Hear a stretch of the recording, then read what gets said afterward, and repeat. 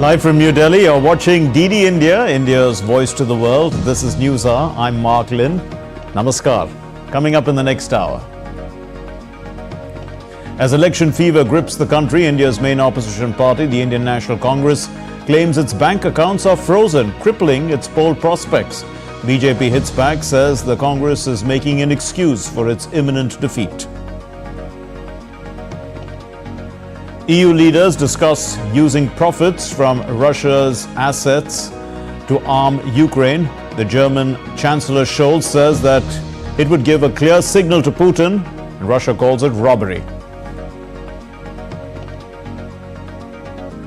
The US Secretary of State Anthony Blinken discusses Gaza truce negotiations with the Egyptian President al-Sisi in Cairo.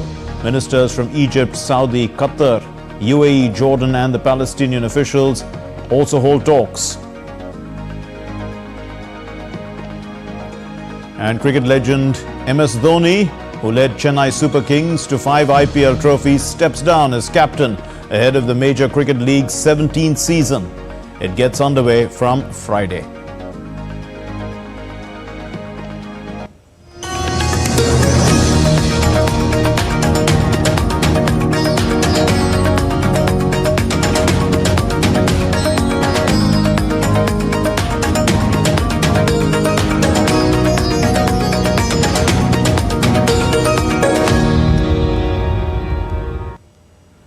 With the dates for the world's largest democratic exercise drawing closer, India's general elections, politics has intensified across the country. All political parties are gearing up to face the electorate, strengthening their positions and expanding their outreach to voters. Our election desk puts into context the day's developments. As the poll fever grips across India, political parties in the fray are intensifying their electoral campaign across the country. The ruling BJP's candidate from the Kathua parliamentary seat in Jammu and Kashmir, Union Minister Jitendra Singh, filed his nomination papers on Thursday. His nomination rally witnessed a major crowd that came to support him. On the other hand, the principal opposition party at the centre, the Indian National Congress, held a press conference on Thursday afternoon, claiming that their coffers have dried off due to the freezing of their bank accounts. We can do no campaign work. We cannot support our workers. We cannot support our candidates. Our leaders cannot fly from one part of the country to the other. Forget fly, they can't take a railway train. In a retort to the opposition party, the BJP has hit back at the Congress, saying that the party was morally and intellectually bankrupt and not financially. In utter desperation of imminent defeat, the Congress party at the highest level sought to create an alibi today. Congress party राजनीतिक रूप से सूख कर कांटा हो गई है. फिर भी कांग्रेस पार्टी का अकाउंट अगर फ्रीज हुआ तो देश का अकाउंट फ्रीज हुआ. Mr. Rahul Gandhi, what do you mean by this? Don't insult Indian democracy. ये देश आपकी पार्टी से बड़ा है, ये देश का लोकतंत्र आपसे बड़ा है. On the other hand, in a bid to strengthen preparations for the upcoming general elections, the BJP also appointed in charges for 3 states, Rajasthan, Haryana and Andhra Pradesh. This, the party claims, would enhance their organizational capabilities in these states. The Congress is likely to declare its list of over 80 candidates for the Lok Sabha polls by tomorrow, while the BJP is holding multiple meetings of its election core group to decide on the several seats from different states. The BJP also released the third list on Thursday evening, consisting of 9 candidates from Tamil Nadu. As the poll dates draw closer, the political parties across India are gearing up for what can be termed as an intense political battle for the world's largest ever elections. DD India's report. Well, the conduct of polls in India, which has over 968 million voters, is no mean feat. And this next report, in fact, tells us more about the logistics behind the world's largest election.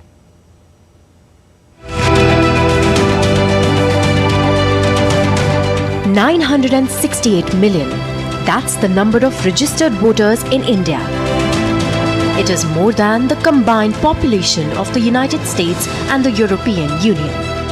In 2024, nearly 50 countries including the US and Mexico are going to polls. More than 2 billion voters will cast their ballots, and nearly half of them will be in India alone. The more you delve into numbers, you realize that conducting general elections in India is a mammoth exercise. India is the world's 7th largest country by land area, comprising 28 states and 8 union territories. The Election Commission will conduct the 2024 general elections to elect 543 lower house members in 7 phases from April 19th to June 1st. The results will be out on June 4th. Over 15 million election officials will be deployed across 1 million polling stations throughout the country. Over 5.5 million electronic voting machines will be used for the exercise. Of the total 968 million voters, 497 million are male, 471 million are female, while about 48,000 belong to the third gender. Also, nearly 18 million voters will exercise their franchise for the first time ever. Let's also take a look at the key statistics of the last Indian general elections that were held in 2019. There were over 900 million eligible voters, out of which 600 million people cast their ballots. The final turnout stood at over 67%, the highest ever for any general elections to date. Nearly 4 million electronic voting machines were deployed across 1 million polling stations, and over 8,000 candidates and 670 parties were in the fray. That's not all.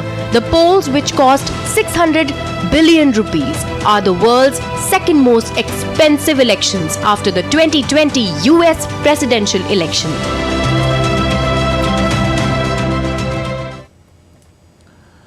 India's Ministry of Information and Broadcasting has cautioned social media influencers against endorsing offshore online betting and gambling platforms. The ministry said that online gambling has significant financial and socio-economic implications. The social media intermediaries have been advised to conduct sensitization efforts among users. The ministry further stated that the failure to comply may lead to a removal of social media posts and accounts.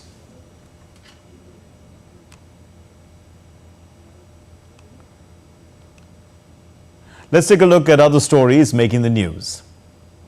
The Supreme Court of India on Thursday stayed the central government's notification of the fact-check unit under the Information Technology Amendment Rules 2023. The stay shall operate till the Bombay High Court finally decides on the challenges to the IT rules amendment. The Enforcement Directorate of India has attached assets worth over $10 million in the multi-level marketing scheme. This is a case of KBC Multi-Trade Private Limited and others located in India's Maharashtra and Rajasthan. The properties were attached under the Prevention of Money Laundering Act PMLA 2002. India's Army, the Northern Command, has honoured its distinguished soldiers and units for their exceptional bravery, commendable devotion to duty at a grand investiture ceremony on Thursday. The ceremony was held at Prayagraj military station in the northern state of Uttar Pradesh. The Central Bureau of Investigation in India has registered a case on a complaint from the Union Bank of India against 5 accused, including a Jaipur-based private company, its directors, guarantors, and unknown others, on allegations of defrauding the company, or in fact the bank, to the tune of over $5.7 million.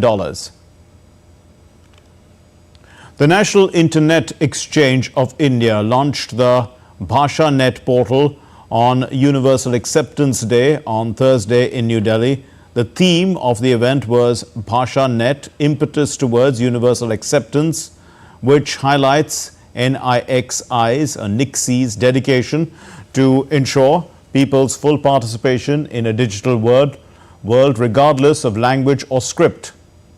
Through Universal Acceptance Day, the National Internet Exchange of India and the Ministry of Electronics and Information Technology aim to mobilize stakeholders and raise awareness about the importance of universal acceptance readiness in today's digital landscape. The event featured sessions on the significance of universal acceptance and steps needed to achieve widespread acceptance. We are talking about ensuring that everybody becomes part of technology.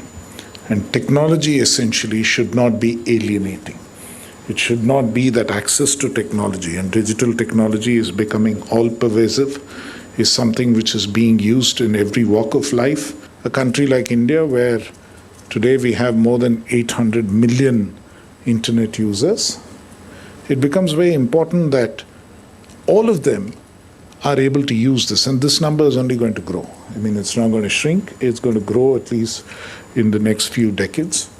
And therefore, all of them need to have the comfort that they are on equal footing when they are using the internet, when they are using digital modes of communication.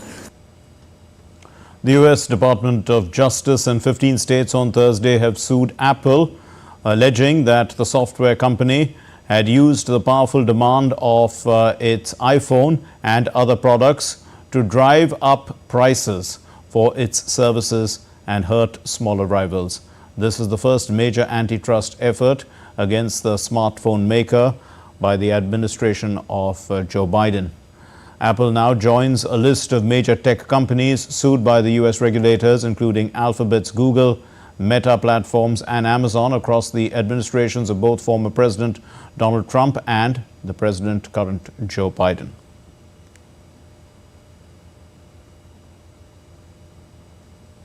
Still to come here on DD India News Hour.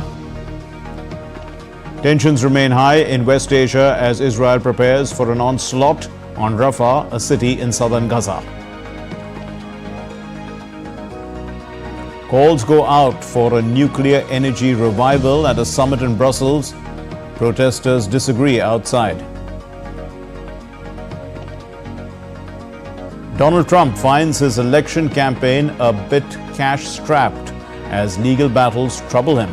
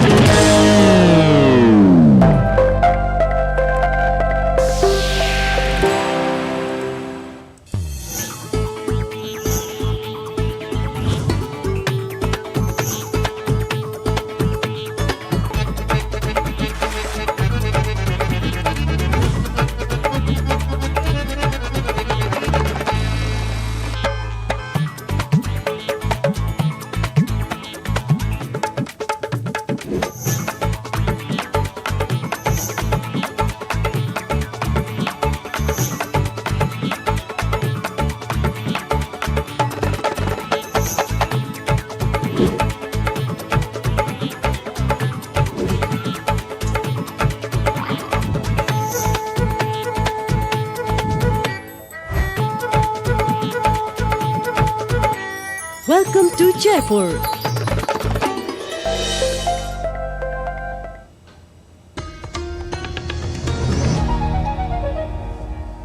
You're watching DD India News Hour. I'm Mark Lynn.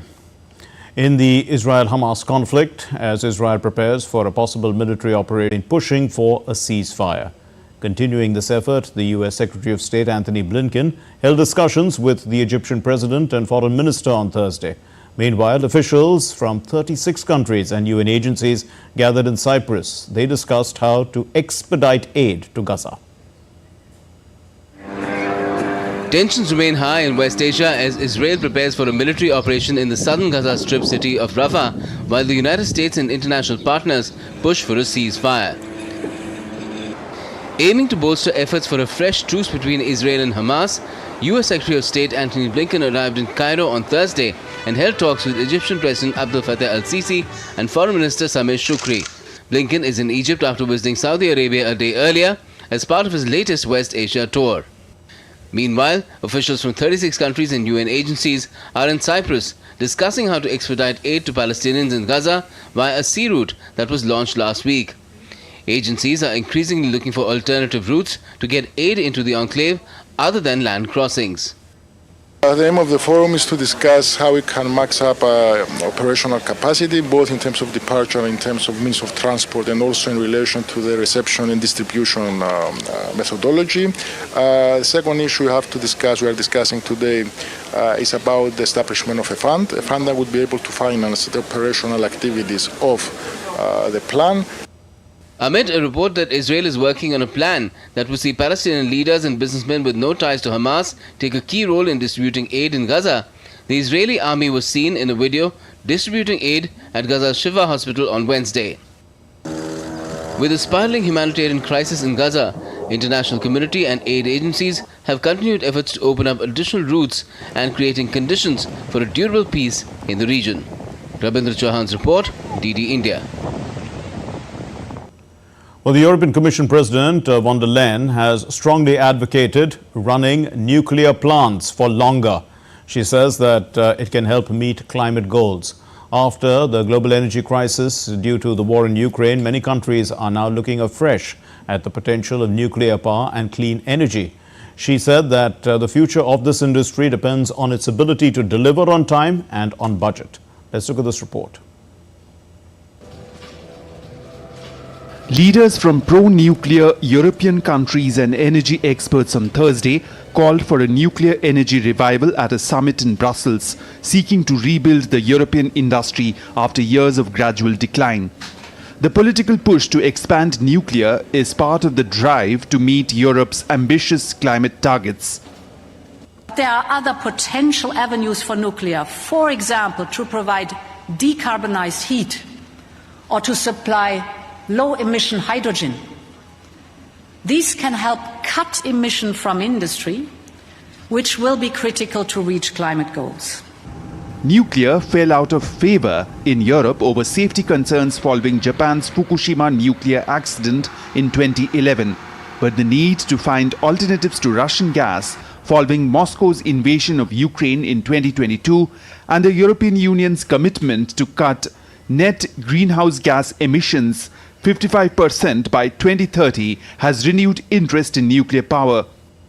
I am here because I believe that in countries that are open to the technology, nuclear technology can play an important role in the clean energy transition. I can also see that after the global energy crisis caused by Russia's invasion in Ukraine, many countries are giving a fresh look to the potential role that nuclear might play. Among several countries, Japan has announced it will work to extend the lives of its existing nuclear plants and will foster the development and construction of next-generation advanced reactors. Japan will continually reflect on the Fukushima nuclear accident to make sure that safety remains a top priority in the use of nuclear power. Japan will work to push forward the restart of nuclear power plants, extend their operational periods, and foster the development and construction of new generation advanced reactors. Furthermore, Japan will promote research and development through global collaboration and strive to establish a robust supply chain. Meanwhile, environmental activists held a protest in Brussels calling for a focus on renewable energy sources instead. Protesters blocked the roads to denounce the summit, a sabotage of the energy transition. Well, DD India correspondent Ishan Garg brings us the latest on what's happening at the Nuclear Energy Summit in Brussels. Well, some of the countries which have been betting big on nuclear power will like to bring this idea of using nuclear power to generate particularly electricity for a more sustainable future, will like to bring nuclear power front and center as far as the conversation about sustainable energy sources goes. As you pointed out correctly, there are countries like Germany and Austria which are opposed to this idea, but France is one country which would like to bring this idea back at the center of the table, and which is why this day-long summit is going to focus a lot on how can countries devise a cohesive nuclear policy, how can they use nuclear energy as a sustainable power source. And as Belgium's Prime Minister Alexander De Croo said, that nuclear energy is not only going to generate clean energy, but it's also going to be generating a lot of jobs in Europe, and it will also ultimately lead to a cleaner Europe and potentially even a cleaner world. Thanks, Ishan. And now the battle over Russia's frozen assets heats up as the EU edges closer to a decision on using the interest on the frozen foreign reserves of Russia's central bank to aid Ukraine. Using frozen Russian assets abroad to aid Ukraine tops the agenda of the two-day EU leaders summit that began in Brussels on Thursday. On the battlefield, however, Russia has launched its largest missile attack on Kiev in weeks, injuring over a dozen people and damaging several buildings. Russia launched a wave of missile strikes on Ukraine's capital Kyiv, wounding at least 13 people and damaging several buildings. The head of the military administration said it was the first significant attack in recent weeks that targeted the city with both ballistic and cruise missiles. However, Ukraine claimed that its air defenses downed all 31 Russian missiles. It's been going on for 2 years already. This is a ruthless extermination of the Ukrainians. Thanks to our air defense forces, the missile could not hit the apartment block, just its down part. We are alive thanks to this. Meanwhile, a summit of European Union leaders is underway in Brussels. Ukraine war tops the agenda of the summit. They are discussing a plan to use billions of euros in profit from frozen Russian financial assets to buy arms for Ukraine.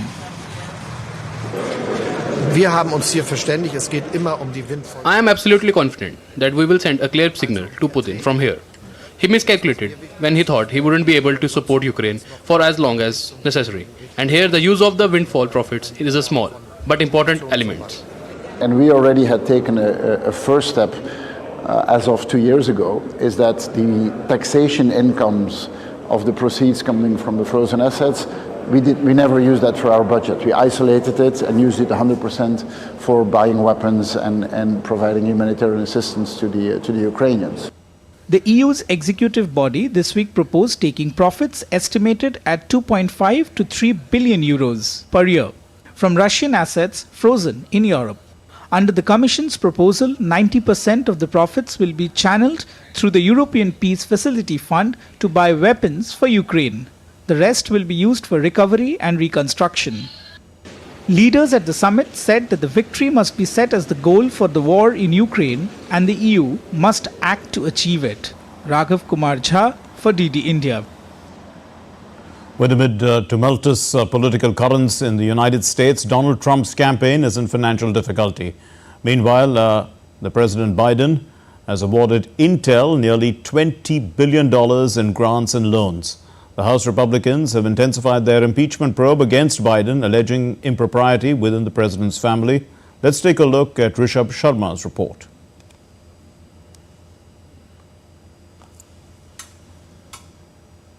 On Wednesday called for donations from 1 million of his backers, warning that he could lose his New York properties after his failure to secure a bond to cover a $454 million judgment in a civil fraud case. Trump has also struggled to get many major Republican donors on board with his campaign. For the month of February, Trump's election campaign reported raising $10.9 million. President Joe Biden awarded Intel nearly $20 billion in grants and loans, marking the US government's largest outlay to subsidize domestic chip production. Biden's Intel move could pay dividends in the swing state of Arizona, where voters reported the economy as one of their top concerns. And that's being paired with over $100 billion from Intel, including $30 billion in Arizona and $30 billion in Ohio. It's among the largest private sector investments ever in the history of Ohio and Arizona. And this historic funding will use to build new semiconductor fab facilities and modernize and expand existing ones in Arizona, Ohio, New Mexico, and Oregon. Combined, it will create nearly 20,000 construction jobs, many of which will be union jobs. Ahead in their impeachment probe of President Joe Biden, questioned two former associates of his son, Hunter. House Republicans said the president and members of his family improperly profited from policy decisions in which Biden also participated while 2009-2017. However, they have yet to produce evidence to show that senior Biden personally benefited from the actions of his family. The scam is simple. The Biden family promises they can make a foreign partner's problems go away by engaging the U.S. government. The problems can be anything: a Ukrainian corruption investigation, moving Russian money to the United States, a Romanian criminal prosecution, access for China to American energy sources. Joe shows up, shakes a few hands in front of his son, and says, quote, "Take care of my boy." In the 2024 US election cycle, the biggest donor emerged to be a trading firm owner, Jeffrey Yass, who is also a major investor in TikTok's owner, ByteDance. Philadelphia-based Yass has donated more than $46 million to Republican causes so far in the 2024 election cycle. The galvanizing issue of abortion has come to light again as Trump said that he will be leaning towards a 15-week national ban on abortion, but said he supports exceptions for rape, incest, and saving the life of the mother. Rishabh Sharma's report for DD India. Let's take a look at other stories making news around the world. Around 40 climate leaders and ministers resumed climate negotiations on Thursday to discuss the path towards COP29 to be held in Azerbaijan in November. The meeting's chairman, Denmark's Dan Jørgensen, said that the two-day meeting would be used for strategizing and opening a debate on new climate finance target. Australia will begin enforcing tougher visa rules for foreign students this week as official data showed another record high migration primarily from Asian countries. The decision follows a raft of actions last year to close off COVID-era concessions introduced by the former government, which included unrestricted working hours for international students. A UK startup proposes a carbon capture system for large cargo ships designed to aid in cleaning up the maritime sector as it grapples with 2050 targets. A pilot trial on the 40,000-ton container ship, the Sunion Trader, captured around 80% of carbon emissions and 90% of sulfur dioxide. The Anger Games Rage Room in Italy provides people an opportunity to beat stress with a fully equipped and soundproofed room and a set of objects to destroy. Customers are provided with a crowbar or a baseball bat and personal protection, and with a soundtrack of their choice to break down objects to find inner peace. The International Monetary Fund announced an agreement with Sri Lanka regarding the country's second review of its economic reform program. The program, bolstered by a 4-year extended fund facility arrangement, garnered approval from IMF Executive Board in March 2023, securing a substantial sum of approximately $3 billion. Pending approval from IMF Management and Executive Board, this agreement hinges on successful implementation of prior actions and progress in financing assurances review. If ratified, the country, it stands to gain access to approximately $337 million, supplementing the existing financial support of $1 billion under the arrangement. The United Nations Development Programme in Sri Lanka has uncovered a troubling reality of multidimensional vulnerability in the northern and eastern regions of the island. However, recent collaborations between Sri Lanka and India offer a glimmer of hope. Discussions between Sri Lankan's President Ranil Wickremesinghe and the Indian Prime Minister Narendra Modi have led to a joint vision document focusing on transforming Trincomalee into a hub for industry, energy and economic activities. These ambitious plans, they hold the potential to uplift communities by generating employment and improving living standards. In addition, the High Commissioner of India to Sri Lanka, Santosh Jha, and Sri Lanka's Secretary in the Ministry of Urban Development and Housing, W.S. Satyananda, signed an agreement and they exchanged diplomatic letters, in fact, to formalize the Government of India's decision to provide an additional grant of approximately $493 million for the construction of houses and infrastructure facilities in Anuradhapura.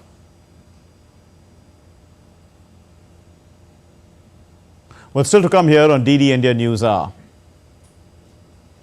We'll be discussing the state of play in Indian politics as parties prepare for the general elections in mid-April to early June. Indonesia gets a new president. The Election Commission formally declares Prabowo Subianto as the winner of the 14th February presidential poll. Chittagong, Bangladesh's second biggest city, is facing a severe water crisis.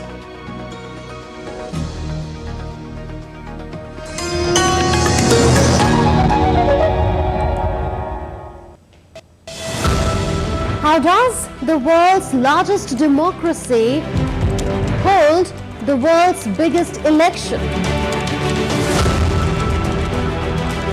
Watch Connecting the Dots to get the full picture. Every Friday at 8 p.m. IST on DD India. You said that Indian ethos and conceptualization of society, nation, state, governance, all these fundamental concepts of public life, you said that they are distinct and they are quite different and drawn from our traditions. Our rise should be not just a photocopy of a Western or European nation, but India should rise as its own real identity, which we call it Bharat.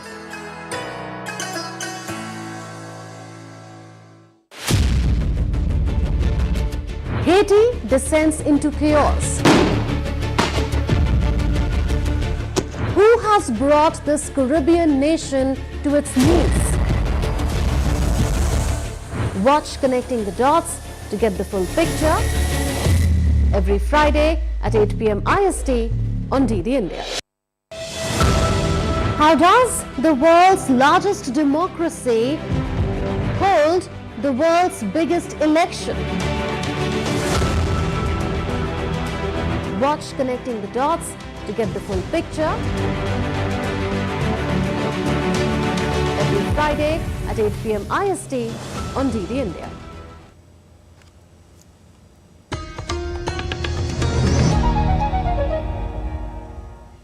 You're watching DD India News Hour. I'm Mark Lynn. Here's a recap of our main stories. As election fever grips the country, India's main opposition party, the Indian National Congress, claims its bank accounts are frozen, crippling its poll prospects. BJP hits back, saying that the Congress is making an excuse for its imminent defeat. The U.S. Secretary of State Antony Blinken discusses Gaza truce negotiations with Egyptian President al-Sisi in Cairo. Ministers from Egypt, Saudi, Qatar, UAE, Jordan and Palestine. The officials there hold talks as well.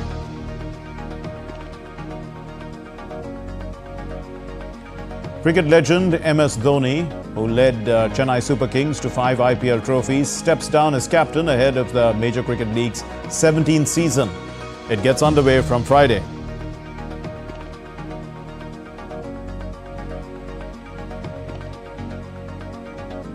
We have some news that's coming in, and the Enforcement Directorate has arrested the Indian National Capital's Chief Minister, Arvind Kejriwal, Earlier, the Enforcement Directorate team had reached the Delhi Chief Minister Arvind Kejriwal's residence in North Delhi's civil lines after the Delhi High Court had refused to grant the Chief Minister Arvind Kejriwal protection from coercive action in the excise policy case earlier today. This is news that's just come in. We shall get you further details about this story. In fact, we are likely to touch base with our correspondent who is covering the story. We are in touch with him, Dibyendu Barua. I beg your pardon, Dibyendu Mondal will be joining us in a little while.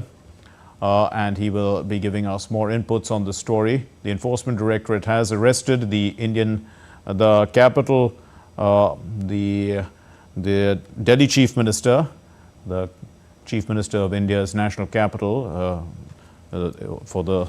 it's a union territory. The union territory, the Chief Minister Arvind Kejriwal of Delhi. Earlier, the ED team had reached the Delhi Chief Minister Arvind Kejriwal's residence in North Delhi's civil lines after the Delhi High Court had refused to grant the Chief Minister Arvind Kejriwal with protection from any action in the excise policy case. This happened earlier in the day, so this arrest has taken place and we are waiting for more inputs.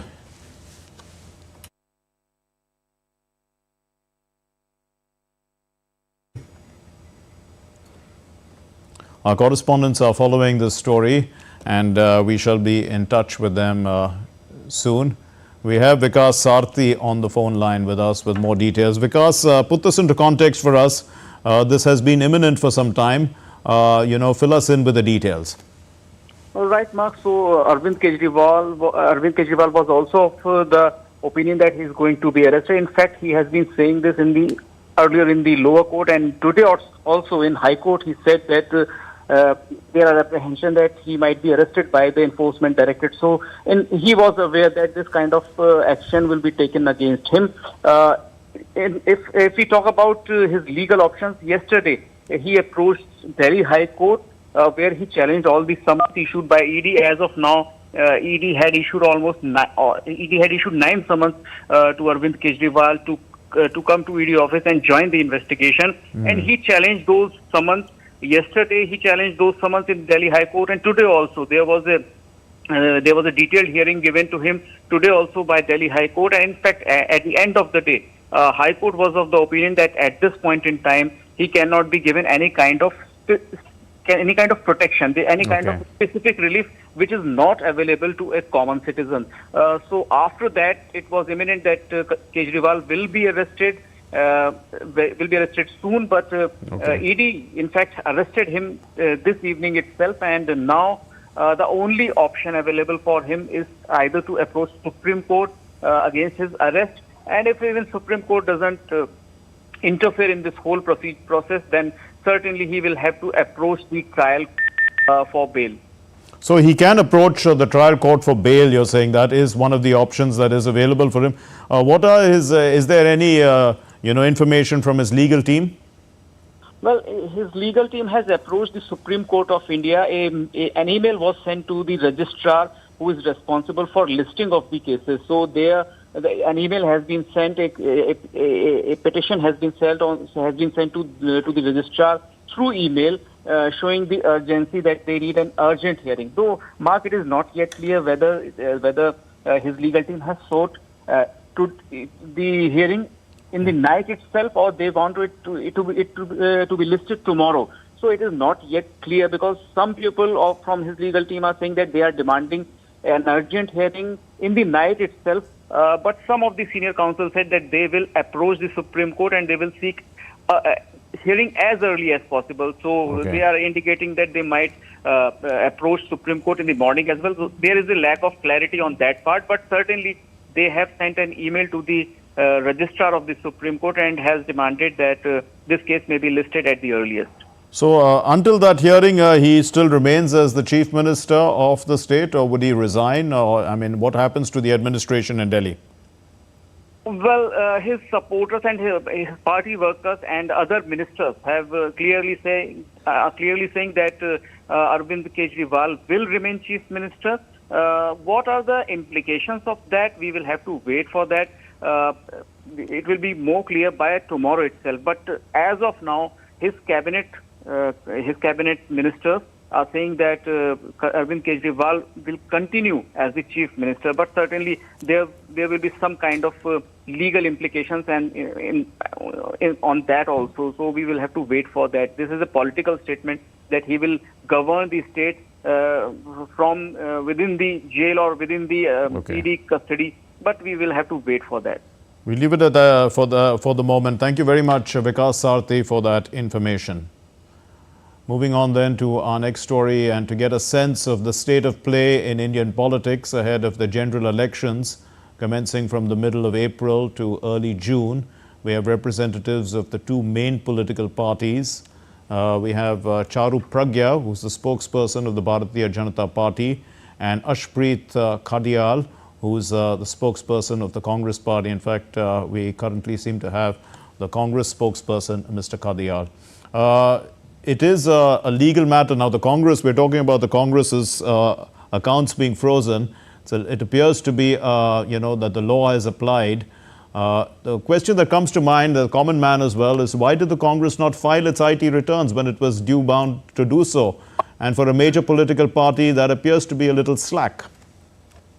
Thank you, Mark, for the question. Yeah. First and foremost, it's not the accounts that are being frozen. It is the democracy of India that the Bharatiya Janata Party has tried to freeze.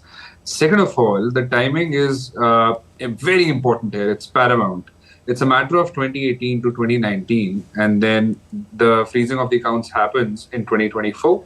And this is not the only notice. This is not the only action that the IT has initiated against us.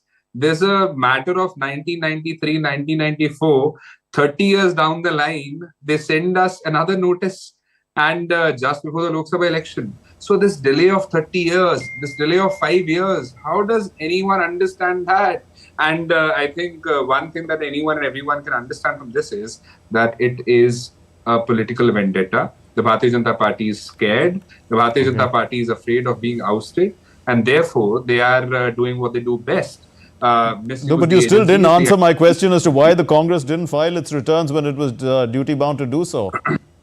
Answering your question. As far as the ITRs are concerned, as far as these questions are concerned, number one, the matter is sub judice.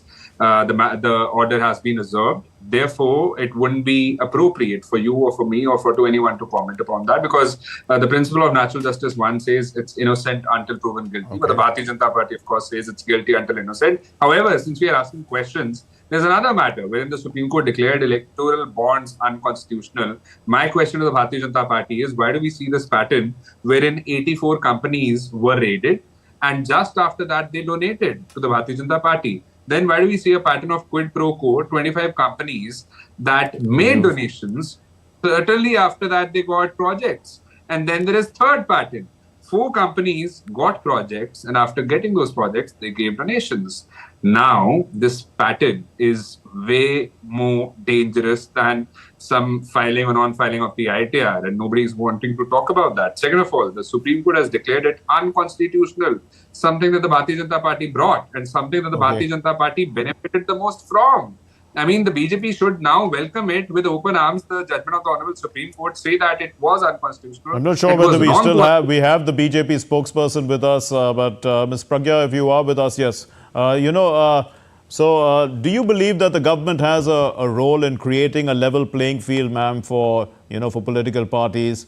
Or is that the EC's sole responsibility? Because, I mean, the accusation being made is that the government is utilizing institutions to try and stifle the opposition. A very good evening to you. I believe, yes, the government is supposed to create a level playing field, but at the same time, it is not our responsibility to make the opposition step up and do their job better. It's not our responsibility to help them win elections. And how is it that they're going to win elections when their agendas are entirely extremely negative? Their track record has been negative. They never had a report card to show before any election. And now, with 10 years of Modi government, the people of India have become habitual to leaders who are responsible for every single thing that happens on ground every single day. Leaders who don't sit on a high horse and lord over them, but instead call themselves servant of the people and serve them round the clock. We work with a report card in hand. We work with an agenda. We work with a vision, whether it is providing homes to the poor, making sure they get water through taps, there is LPG connections, there is electrification of villages. The speed at which roads have been built in our country has been tripled. The number of airports have been doubled. I can go on and on because the last 10 years in India's journey has been transformational, and it has been a very important decade in India's rise.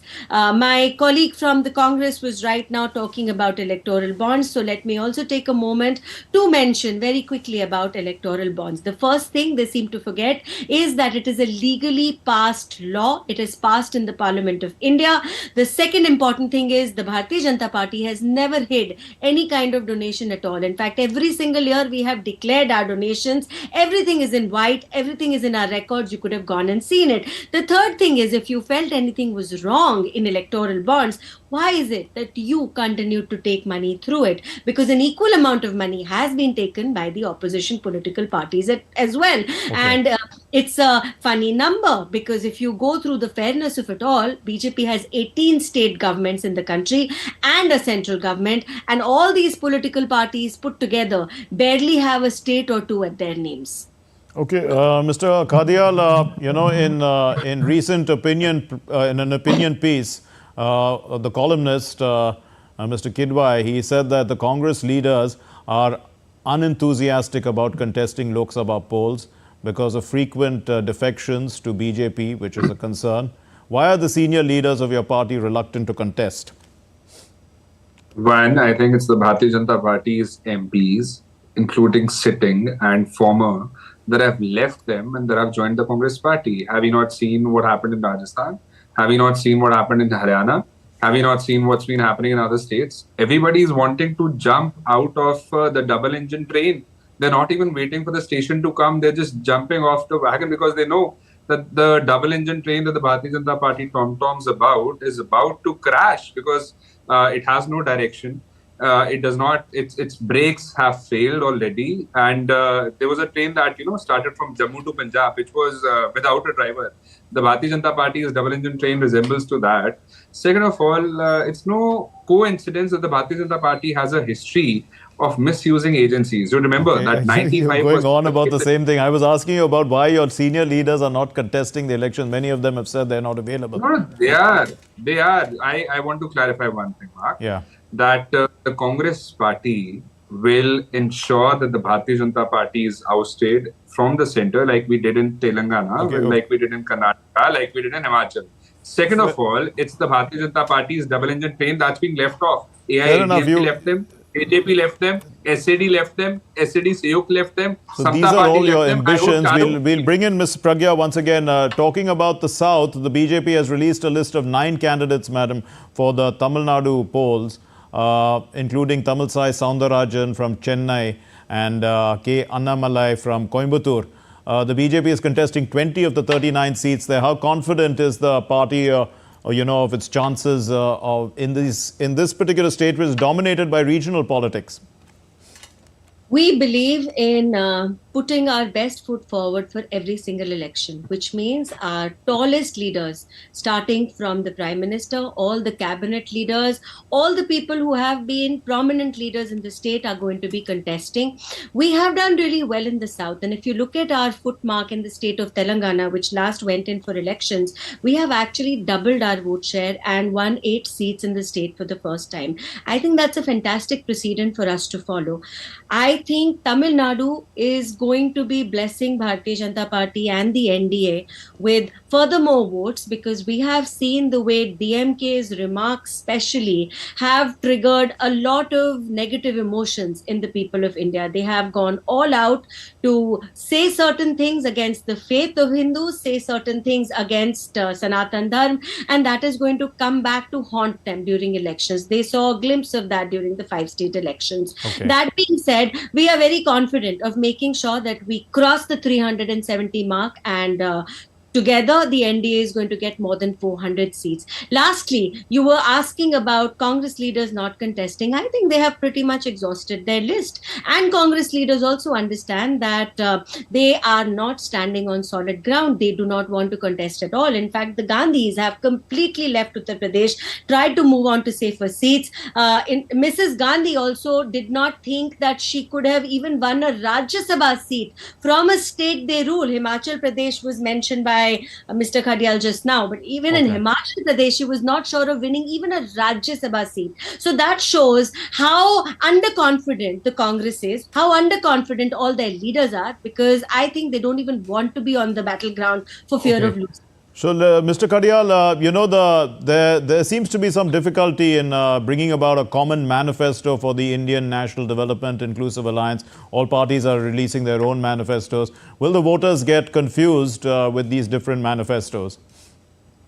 Not at all. We are all going to be having a single manifesto, and our manifesto is not going to be like that of the Bharatiya Janata Party. Since Mr. Modi was asking for inputs for the 2024 manifesto, my suggestion to Mr. Modi is, why don't you consider 2014's manifesto? Because you have anyways not touched it. You have anyways not delivered anything that you mentioned in it. The 15 lakh, the 2 crore jobs a year, the doubling of farmers' income, the decreasing of the prices of diesel, petrol, dal, dahi, doodh, paneer and whatnot. I mean, the Bharatiya Janata Party for once could do one good thing in the last 10 years. Neither does he do a press conference, nor does he want to, deliver what was said in the manifesto. They call it guarantees nowadays. What of these guarantees that you promised in 2014? So start delivering them. And number 3, the South push that you were talking of Mr. Modi. I saw, Mr. Modi went to Tamil Nadu and Kerala 6 times, 7 times in the last 3 months. My congratulations. Yeah, just 10 seconds. My congratulations to Mr. First. In the last 10 years, he did not visit these states as many times as he just did before the election. Second, when he was coming out of the open roof car and when, flowers were being showered upon him, I couldn't just digest the fact. How could Mr. Modi do that when there are people who do not have a roof over their head? I'm afraid we've run out of time. I have to leave it there. I'm afraid we've run out of time, but I would have liked to ask more questions, but we really don't have any time. Thanks very much, both of you, for joining us and giving us a sense of what the state of play is in Indian elections. Indonesia's Election Commission on Wednesday formally declared Prabowo Subianto the winner of the 14th February presidential election. Prabowo, a 3-time presidential candidate, is expected to take over from the outgoing President Joko Widodo in October. The former special officer, or the commander, in fact, of the Defense Ministry, Subianto, won the election with nearly 60% of the votes. And with this resounding win, he beat his rivals Anies Baswedan and Ganjar Pranowo. Baswedan, in fact, had received 25% of the votes and 16% had gone to Pranowo. But the Indonesian presidential candidate, Anies Baswedan, is not happy with his loss to the defense minister. He's filed a legal suit to the Constitutional Court to challenge the outcome of the election. His team has alleged that there was widespread allocation of social assistance, such as rice, fertilizers, cash handouts, and in the key electoral areas, and this had influenced the voters. The official results showed that Prabowo had won with almost 60% of the vote, which is quite a convincing victory over 25% that Anies had got. Bangladesh's second largest city, Chittagong, is facing a severe water crisis amid a drastic increase in the salinity of its primary water source, the Karnapuli River. People were lining up with empty buckets, pitchers and containers in the city's streets. The salinity of the Karnapuli River has increased because of rising sea levels, because of climate change, rendering the water untreated and undrinkable. The crisis comes as the busy port city. It's home to more than 8 million people. It's bracing for the increasing intense summer heat, and much of the population is actually fasting because of Ramadan. Let's get you the sports news now on NewsHour. And the IPL team Chennai Super Kings has announced that MS Dhoni is going to step down. In fact, he stepped down as the captain on Thursday. Ruturaj Gaikwad has been appointed as the new captain. Chennai Super Kings is gearing up to commence its Indian Premier League title defence against Royal Challengers Bengaluru on Friday, with all eyes on captain Mahendra Singh Dhoni. He's no longer the captain amid the speculation about his future in the league. But despite retiring from international cricket in 2019, Dhoni continues to be a prominent figure in Indian cricket, and CSK's captain last year, the 42-year-old, played a pivotal role in the team's success, including in securing its 5th IPL title last season.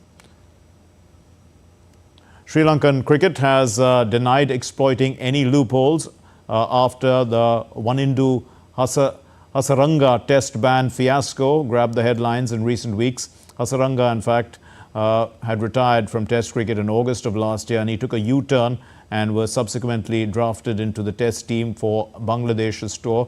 But the International Cricket Council on Tuesday then suspended Hasaranga from the 2 test matches. This meant that he would be unable to play the series against Bangladesh, but it means that he would be available for the T20 World Cup 2024 and the upcoming season of the IPL with his new franchise, which is Sunrisers Hyderabad. But the SLC has claimed that Hasaranga, they had been informed by him via an email on March 16th that he was going to play test cricket because his fitness levels had improved, but that in fact had given him the opportunity to continue playing in the T20 league as well. Host France will play the United States to kick off the men's soccer tournament at the Paris 2024 Olympics after the 2 teams were drawn together. The game will be played in Marseille on July 24, which is 2 days before the opening ceremony in Paris. New Zealand and the winner of the playoff between Guinea and the 4th place team in the Asian qualifying competition complete Group A. Argentina, who won the title in 2004 and 2008, were drawn with Morocco. Ukraine and yet to be determined Asian qualifier in Group B. 2-time defending champions Brazil will not take part in the men's tournament after failing to qualify. In the women's competition, the world champions Spain will be playing at the Olympics for the first time, where they were drawn with Japan, Brazil and yet to be determined African qualifier holders Canada will be playing hosts France, Colombia and New Zealand in Group A. The US, who are 4 times winners, are in Group B with Germany, Australia and the African qualifier. The women's final will conclude the soccer tournaments on August 10 at the Parc des Princes, which is in Paris. Well, that's all we have in this edition of DD India News Hour. Let's know your thoughts on the news of the day. Connect with us on Facebook, on X, formerly Twitter, and on Instagram. We'll be back with more news as it breaks here on DD India. My name is Mark Lynn from all of us here in Delhi. Thanks very much for watching DD India News Hour. Namaskar.